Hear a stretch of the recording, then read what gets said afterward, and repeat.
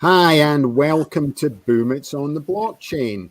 And today we have two returning guests. First up, cybersecurity expert Daniel Addison. How are you, Daniel? Doing great, doing great. Good, And we've good. also joined by Jonathan Knight, renewable energy expert. How are you, Jonathan? Doing great. Yeah, good to be back. Okay, Yeah. perfect. So today we're going to discuss that can blockchain be a driver for clean energy? But before we talk about all the bad things for Bitcoin, what we'll do is I'll just bring an overview of CO2 emissions for everyone to see by industry sector. So normally when we talk about CO2 emissions, we talk about obviously fossil fuels and what's creating. We talk about, the big polluters being the big five main countries. China's the biggest polluter, second the USA, third India catching up fast, fourth Russia, and fifth Japan. But most people don't look at it in terms of industry sectors. So this is a breakdown of CO2 emissions by industry sectors, just to let people understand. Now, obviously, generating electricity is one of the key ones there, but if you break it down by sectors themselves. So we'll start with you, Jonathan, because you're obviously involved in renewable energy. What's your thoughts in terms of CO2 emissions by sector?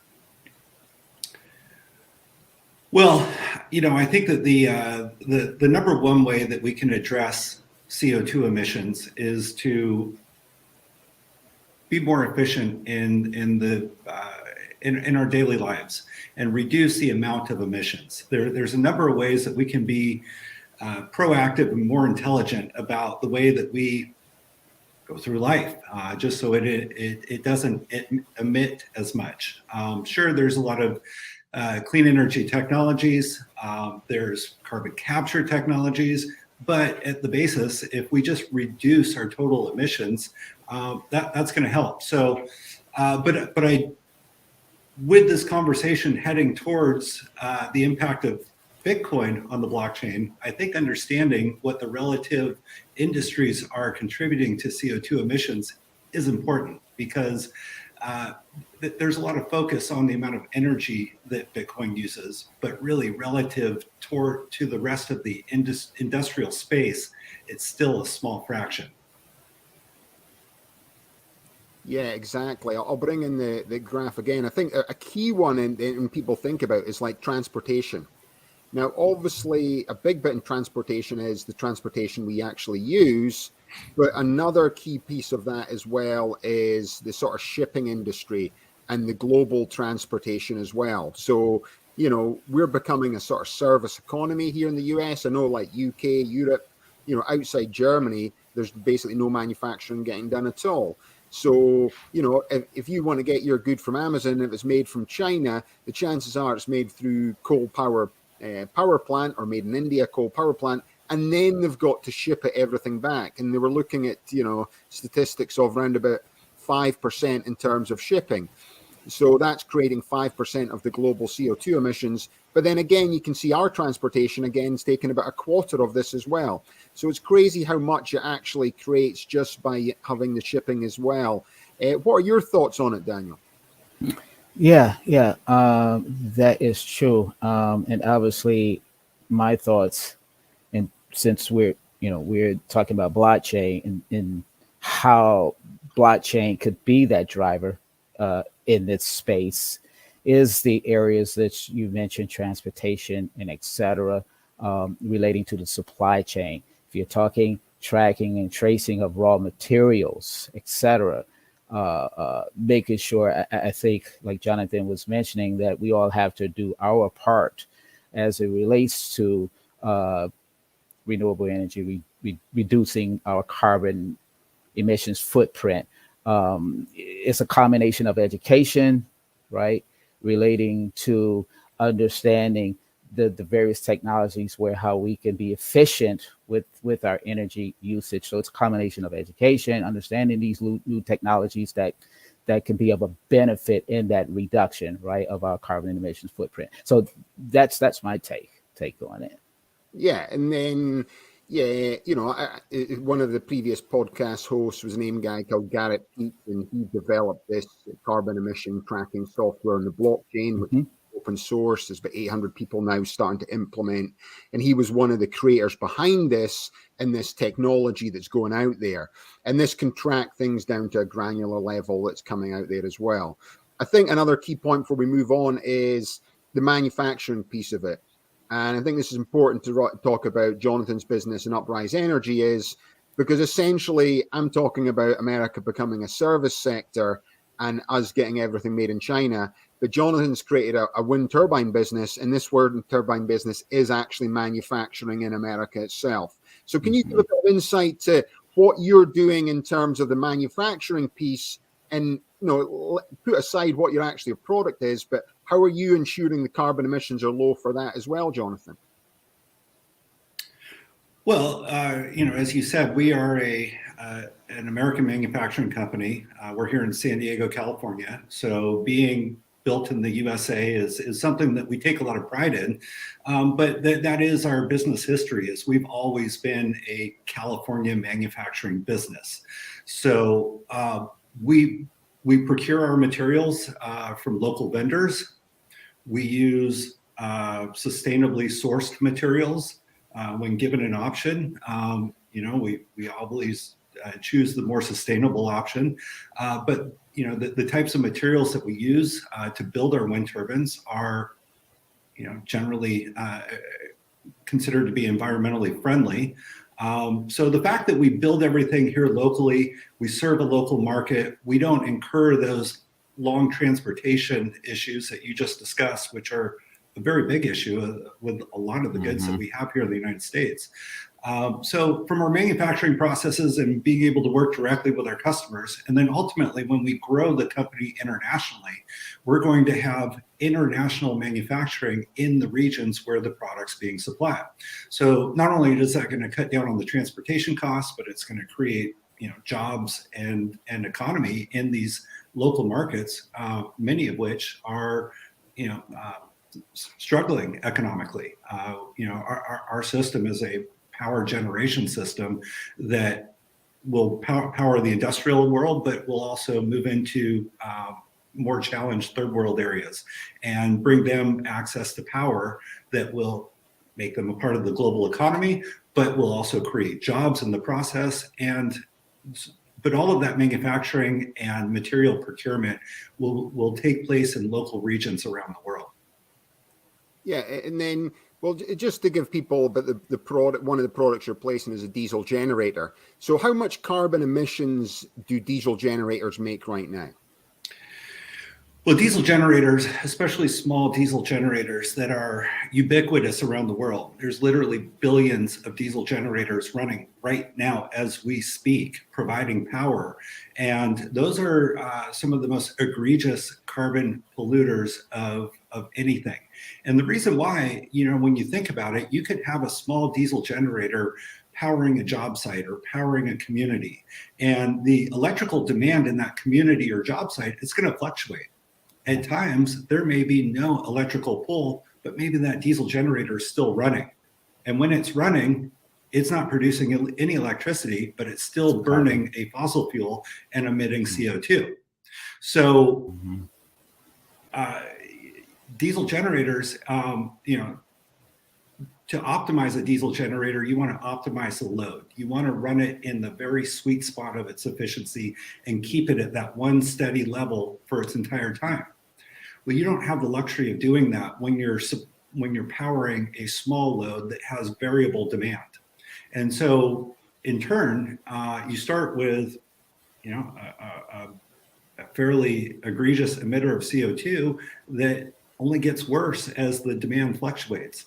So, as you already mentioned, Alistair, our wind turbine is it's a clean energy alternative to the diesel generator, a lower cost clean energy alternative. But we've done some pretty thorough studies here in-house about the economic and financial benefits of using an Uprise Energy portable wind turbine instead of a diesel generator. And what we find is that for every 14 kilowatt portable wind turbine that we use instead of a diesel generator, for every wind turbine, we're going to eliminate roughly 100,000 pounds of CO2 emissions per machine. And mind you, as I said, there are billions of diesel generators out there. And so for every one machine, that's 100,000 pounds of CO2 emissions that are eliminated. Now, to put that number in perspective, if you wanted to accomplish that same amount of CO2 sequestration by planting trees, you would need to plant roughly 70,000 trees to match the benefits of using one uprise portable wind turbine instead of a diesel generator. So from a CO2 emission standpoint, there's a really strong motivation. But on a financial side, there's also a strong motivation, because over the life of the turbine, you're going to save roughly $2 billion in fuel costs. So you're going to save money and not produce the CO2. So it's pretty profound, the impact that our wind turbines can make around the world when they're being used as an alternative to the diesel generator. Yeah, that's super impressive. And you think of, obviously I follow Blockchain for Energy, which is a group that's set up here in Houston. We've got all the sort of big oil operators and energy companies now coming there, and they're looking at ways to sort of, to track carbon emissions and doing carbon capture, etc. So they've got their own system now in place that they're now tracking their carbon emissions on projects, etc. But I know, Daniel, you're a smart contract developer as well. So you've been, in addition to being cybersecurity, Daniel's got experience in terms of coding and smart contract developers. So talk a little bit about what you're doing in a granular level as well in terms of carbon emission tracking. Yeah, absolutely. Well, speaking of the hybrid, right? Hybrid smart contracts on the blockchain, utilizing what we have is a secure bridging network, right? We're taking the carbon credits and the offsets and putting it on this ledger, right? And or creating it within, or tokenizing, I should say, within this hybrid smart contract for tracking and tracing, more so auditing, et cetera, right? For the traditional method when measuring these carbon credits, the offsets and the credits, you can do this obviously within a hybrid smart contract but obviously you got to have on the energy ledger, a trading or exchanging platform for this tokenization process to work. And basically we term it BSECA Link, which is just the secure bridging network for that tracking and tracing of carbon offsets and credits. As well, you can track to see how well you're doing with that reduction of the emissions. Yeah, I know there's a really good carbon credit exchange out of Singapore now, which is probably one of the most that's been heavily audited. That I know across Europe, things like that as well. That it's in terms of actually tracking the carbon credits, because the big thing is what is a carbon credit? How much is it actually worth? Where's the offset for doing these sort of things? And then you see all these things where people are thinking they're doing offsets of carbons, and it's some project out in Honduras, and then they go there and it's just fictitious trees, or the trees have already been planted, and then somehow you're buying something for that. So I think, and there's a lot of people taking advantage of these loopholes that are out there as well. So going over to you, Jonathan, how do you see the carbon credit market getting more audited or more regulated in terms of doing this? The blockchain. That's the perfect solution. The transparency that's facilitated with blockchain is what we need. The problem is there's these carbon credit programs out there that can be easily manipulated. And there's very little transparency in the current carbon credit market. So being in the industry, I hear stories all the time about people gaming the system. So and right now it's easy to obfuscate, what's really going on. But, that is the beauty of the blockchain, is everything is on chain. There is transparency. You can look at every transaction going back, till the start of the blockchain. Everything is right there, and there's no manipulating it. So, this is the transparency that we need. I mean, just look at our, the environment that we live in these days. There's so much information coming from every different angle. It's very difficult to know what's true and what isn't. I mean, it takes a lot of effort and research to really formulate a good, well-informed opinion. And you have to measure all sides in order to get to that conclusion. Exactly. Wouldn't it be nice to be able to know that you could look at something and know that these are the real facts? These haven't been manipulated. These aren't somebody's opinion. These haven't been catered towards a particular agenda. No, it's black and white, and that's the transparency that the blockchain allows. Yeah, and I think the other thing is with the way like the Ethereum network and different projects are coming onto the blockchain there as well. It's there's never been a system whereby now they're putting so much code open source.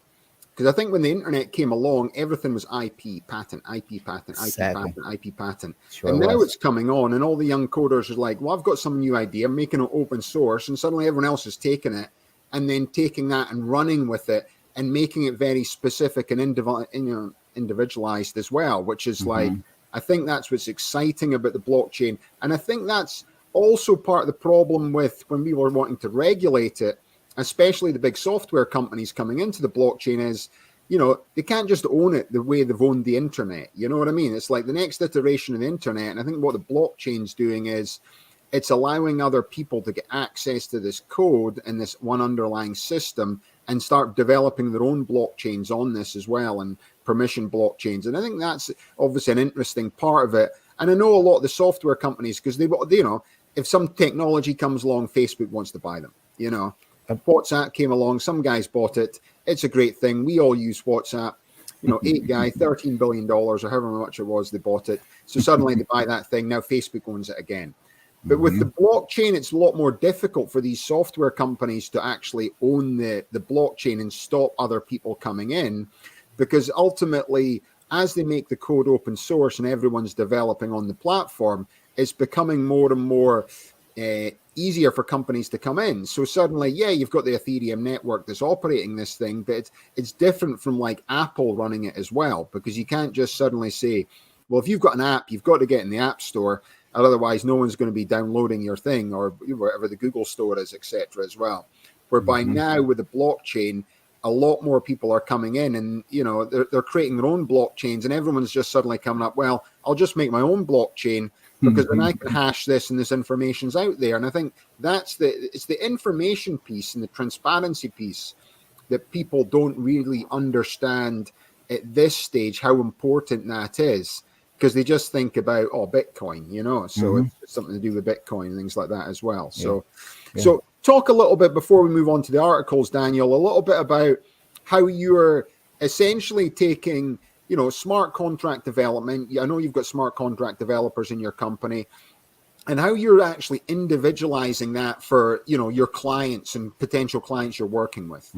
Yeah. And I just want to circle back to what you were just saying, right? One of the things that's missing, it also prevents fraudulent activity, right? With the blockchain, right?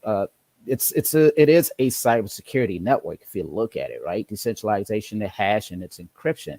So with the development of smart contracts or creating code, we take it a step further with our developers, right? You can automate the flow of the smart contracts, right? You can add a self-healing mechanism in the smart contracts for clients, based off subscription based, for clients who wants to adopt this hybrid smart contract on the ledger for flow. And you can add that security element based off the protocol to zero, right? So we're moving to implicity of trust in security to zero, right? Zero trust, or zero knowledge proof. That's the protocol of the blockchain, right? That's the security protocol. So expanding on that protocol within those smart contracts, right? You can enable your smart contracts, and what we're doing for our clients, to do self-healing as it relates to fraudulent, prevention of fraudulent activity, et cetera. Bringing that, we use these terms, e-governance, which is this auditing and risk management to the blockchain. So that's what we're doing with we use the term, which is secure bridging network, or API security as a service. So this is what we're doing, my developers are doing with development of these smart contracts or decentralized applications. Yeah, that's super interesting. So let me bring in the articles here today, guys. We've got now we've talked about all the benefits for it. Now we'll talk about what everyone else is talking about, basically. Let's just So cryptocurrency's energy consumption problem. We'll talk about Bitcoin. Apparently, I read an article now that Bitcoin doesn't create as much CO2 emissions as Argentina, but now creates as much CO2 emissions as Serbia. You ask most Americans where Serbia is, they don't actually know.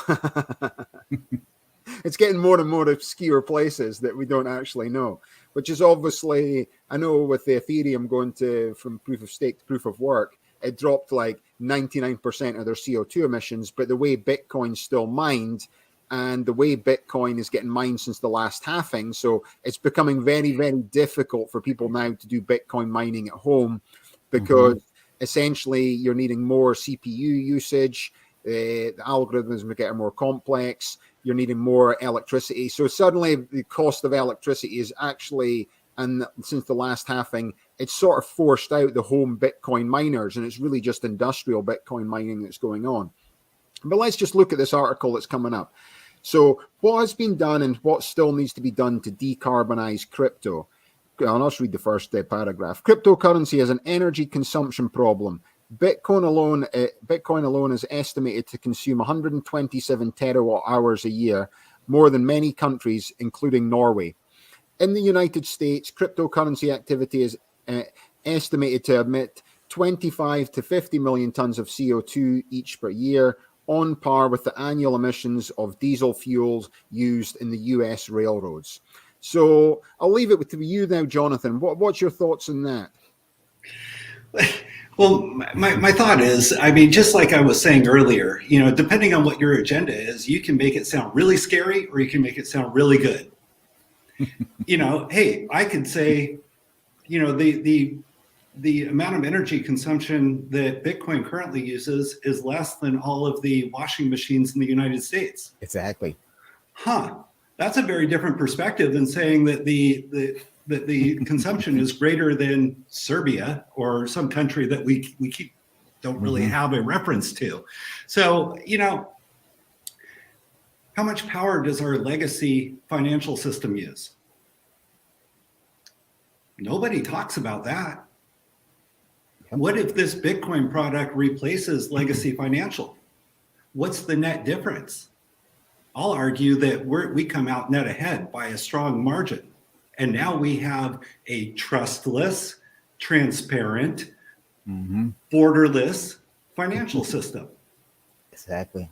It makes a lot of sense to me. There's an awful lot of talk right now about the US dollar losing its reserve currency status.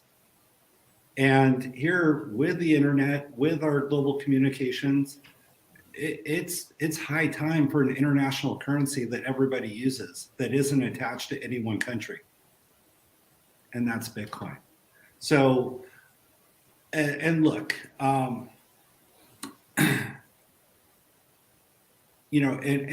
now when you look at cryptocurrency mining, when you look at Bitcoin mining, it may use a lot of electricity, but who cares how much electricity it uses if that power is coming from a renewable resource? Who cares? And really, one of the challenges of renewable energy is the variability of renewables, because the wind's never, the wind and the sun are not predictable. So the amount of power that you're going to generate from the wind and the sun is going to be variable, and it's never going to match what the load requires. And so you need something in the middle of your generation and your load to buffer that power. So when you're making more than the load demands, you're storing it. When you're making less than the load demands, you're pulling power from your stored power. Now, a beauty of cryptocurrency mining is they're performing the same transaction over and over and over and over, which can easily be turned on and off. And so cryptocurrency mining, Bitcoin mining, represents a highly variable load that can be easily turned on and off. So unlike the legacy power plants that we have, whether it be coal fire, nuclear power. I mean, nuclear power, you never turn it off. If you don't need the power, you start boiling water and making steam, but you never turn it off because it's such a big engine. It's very difficult to ramp up and ramp down.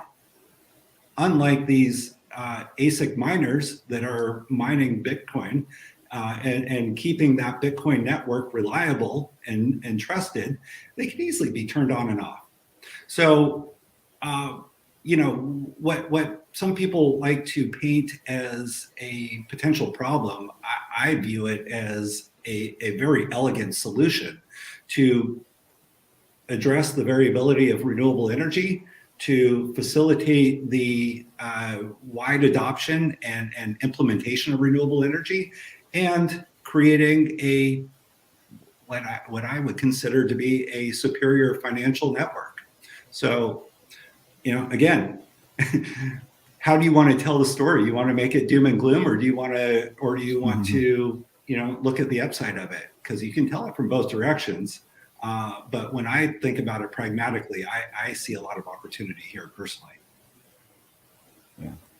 Yeah, I know the U.S. military creates as much CO2 emissions as Bitcoin does in a year and a week. Actually, I read somewhere recently. So there you go. Don't complain about that. It's just like we've got big aircraft carriers going around the world. You know what I mean? They generate a little bit of CO2 emissions. If people need to think of that. So, what do you want to add to that as well, then, Daniel? Yeah, absolutely. I was just going to say, just to add to Jonathan, I mean, globally, energy resources, Bitcoin, the cryptocurrency Bitcoin, is still less than 2%. I read a report. It's still less than 2% in comparison to other energy resources globally. So I'm with Jonathan. It just, depends on the side of the coin that you're looking at it, doom and gloom, or if you're for it, the benefits of it. And I'm with Jonathan. The benefits, to me, far outweigh, right, the doom and gloom of it. Yeah, and let me bring in the next article as well. That was quite interesting. So this is blockchain for a clean energy path to sustainability, and a lot of it is actually what Jonathan was saying there just now. But I'll just read this paragraph here. So what role can blockchain play in the clean energy industry? Many challenges face the clean energy industry, including the high cost of renewable energy production, lack of infrastructure to support renewable energy distribution, and the difficulty of tracking renewable energy production and distribution.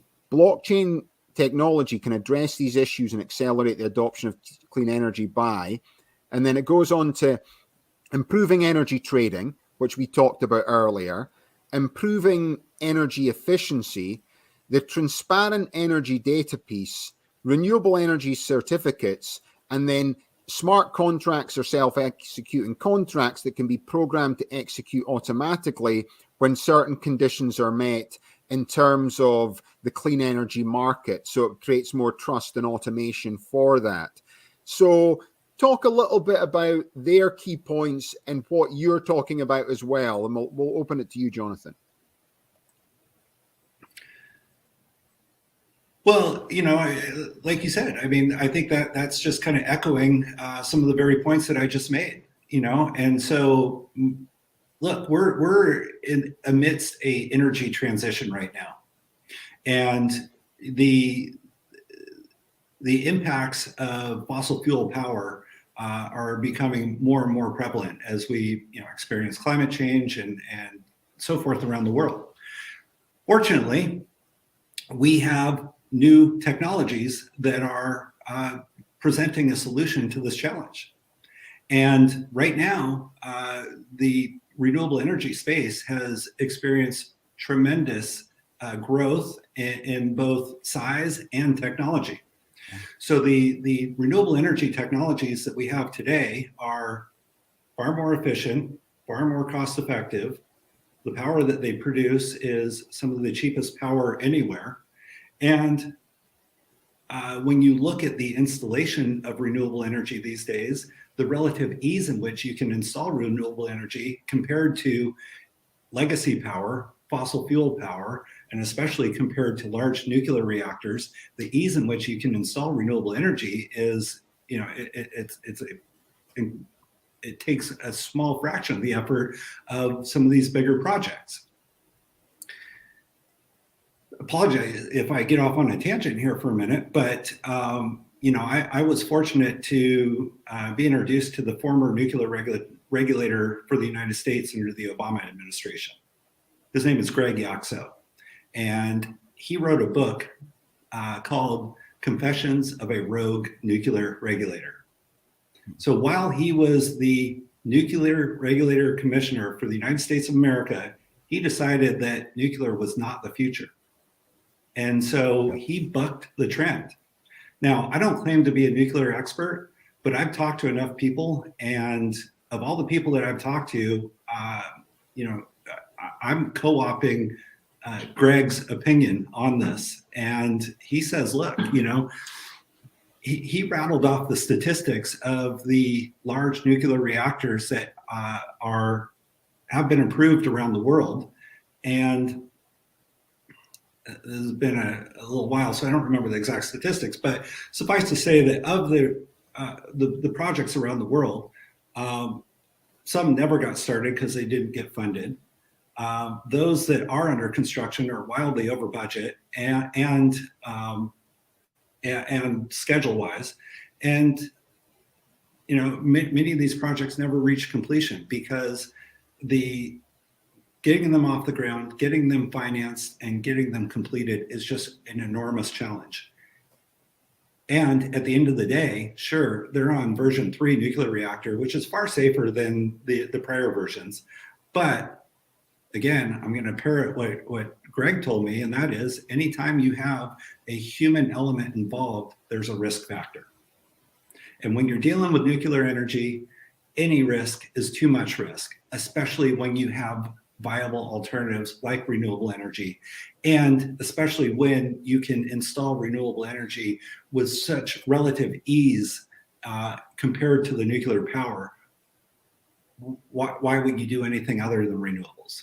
So my vision for the future of energy is to build, excuse my French, a shit ton of renewable energy, more than the world needs, and then use that excess to do other things with, like powering Bitcoin mining, blockchain networks, having cogeneration on site near these renewable energy systems. So maybe you're creating green hydrogen on site through a cogeneration process. So there's a number of ways to overbuild the renewable energy network and then take the surplus and do productive things with it to balance that load, to give the people all the energy that they need from a renewable resource, and then also do other productive things with the surplus. So this represents a paradigm shift in our energy markets, but to me, this is the most sensible future that I see.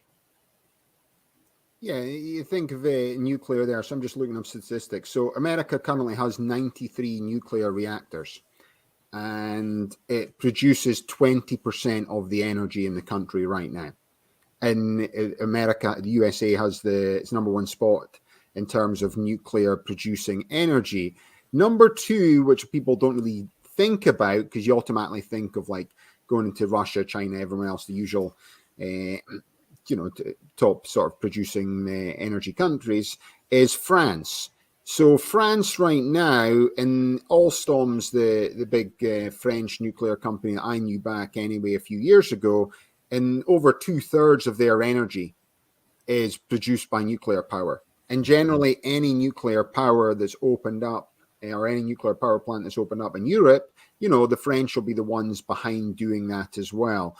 So they create a lot of energy, and then it basically goes to China, Japan, Russia, South Korea, and then it comes, Canada, then Ukraine. So Ukraine's now, they've got 15 nuclear power plants. So we've got the war in Ukraine right now, and we only hear about 1 or 2, but there's 15 nuclear power plants there as well. And if you think of, the breakout in the nuclear power plant that got struck by the tsunami in Japan, and how they've changed everything, what's happened there. Because what's interesting is Japan's now become the 2nd biggest importer in coal in the world, purely and utterly because they're trying to replace the nuclear power plants that they've shut down and then transition to renewable energy. So they create a lot of energy, but how long is this process going to take, you think, Jonathan, to move to renewable energy? Because I know Japan's a massive advocate for renewable energy now as well, but they've just basically switched off all their nuclear power plants because of one disaster. Yeah, well, coincidentally, that Fukushima earthquake was the impetus that motivated me to start Uprise Energy. Yep. That was the event. I still remember the emotions I felt when that happened. I was terrified, and I was mesmerized by the whole thing. That was a big issue, and some of that nuclear waste made it to the west coast of the United States, and so that was a global issue. But that also revealed the dark side of nuclear power on the global stage. And so I think that was a turning point for interest in renewable energy. It was already clear that renewables were going to play a big part in the future, but when that catastrophe happened, I think that just accelerated the move towards renewables and changed a lot of people's opinions. I mean, how many countries stopped nuclear altogether after that? There was a few. Germany is at the top of the list.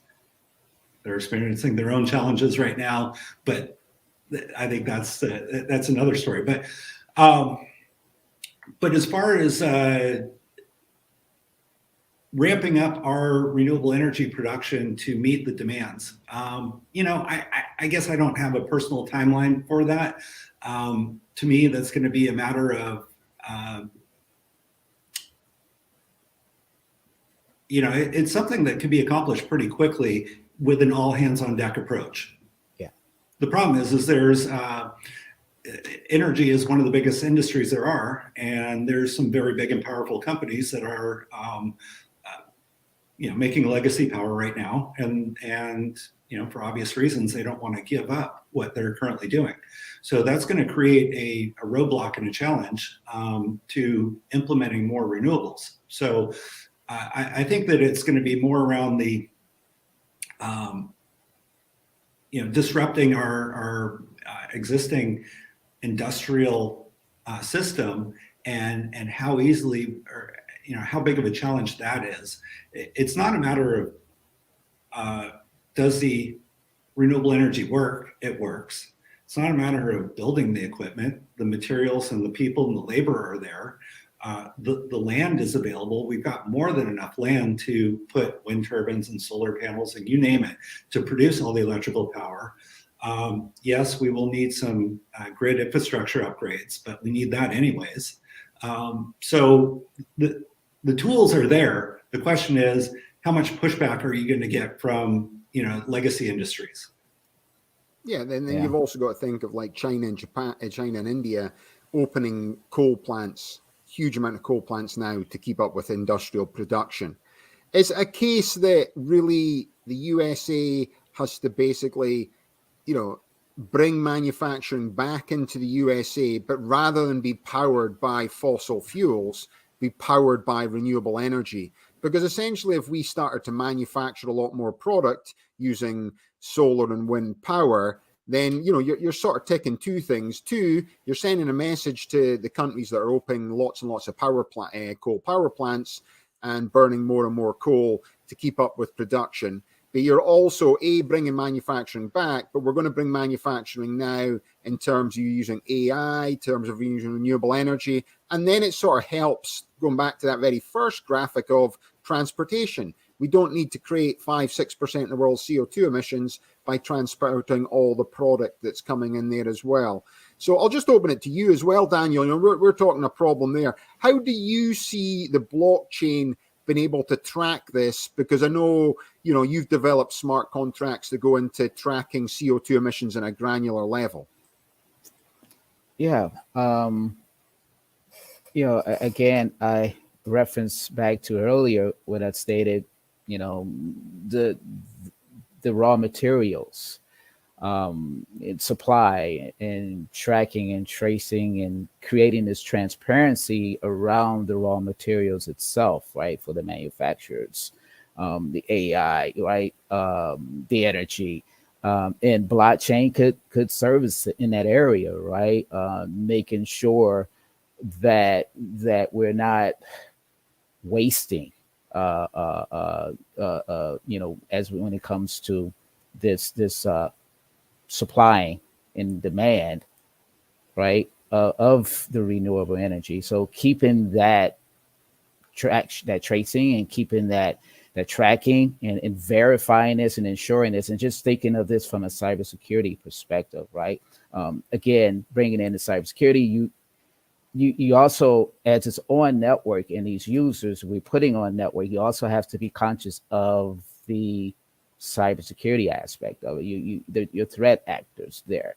So we still have to have a way for monitoring and ensuring when it comes to supply chain of the raw materials and et cetera, and then producing this and indoor automating this into a smart contract. So that's where I see, just wearing the cybersecurity hat, that's where I see you also, as you putting this on network where the blockchain comes into the picture, again, got to keep in mind of an added layer of cybersecurity at the same time we're going through its life cycle of renewable energy bill, right? Yeah, and then coming back to, that's an interesting point as well. I think it shows you how connected everything is. And I think back to when I was growing up, there was the Chernobyl power plant disaster, and that was when it was the USSR back in 1986. But it's part of Ukraine now as well. But that's when they had a huge leakage into fresh water supply. And I still remember Granddad telling me that, like, at the time, suddenly the fish that used to come up his glen in Scotland, they just disappeared overnight. It just, like, the amount of fish from that. And that was just a huge leakage of essentially nuclear waste into a freshwater supply over in Ukraine. And this is all the way over in Scotland. And it went into the North Sea and it's all Atlantic Ocean. And it apparently wiped out, and the fishermen, everyone was complaining, just millions and millions and millions of fish. So people need to think about, and the one thing I don't like about nuclear power, and I think John was speaking about it as well, is that people somehow think, well, I've switched to nuclear, so I'm now CO2 friendly. Well, to a certain extent, you do hit certain tick boxes for that. But really, if there's any sort of disaster, it can basically wipe out our food source. And then, how many of these do we have to wipe out? It's like these sort of disasters can be so much worse for us because, if we kill all the fish in the sea through nuclear waste getting leaked there, suddenly it's like, what are we going to eat all the time? And people don't think about that as well. So, just as we're coming to the end of the podcast, I'll just leave it both open to you guys just to come with an additional point in there each. So I'll leave it to you first, Jonathan. Yeah, well, the nuclear challenge, one of the things that few people talk about is, what do you do with the nuclear waste? We still don't have a good solution for that. And here we are in San Diego, about 40 miles away from the San Onofre nuclear power plant, which has been sitting idle, full of nuclear waste, right on a major earthquake fault line. That's something I think about. It's scary, and there's a nuclear plant that was built and then decommissioned because of the risk. And now it's just sitting there like a ticking time bomb.